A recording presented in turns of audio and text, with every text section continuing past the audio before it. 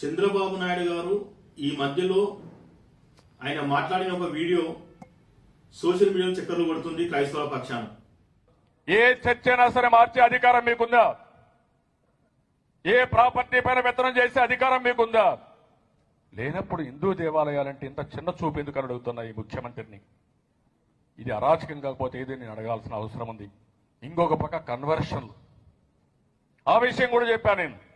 ఈ రోజు నేను అడుగుతున్నా, ఇన్ని రోజులు నేను గమ్మనున్నా. కన్వర్షన్ చేయడం వెంటనే ముఖ్యమంత్రి రాజ్యాంగ వ్యతిరేకం అవునా కాదా?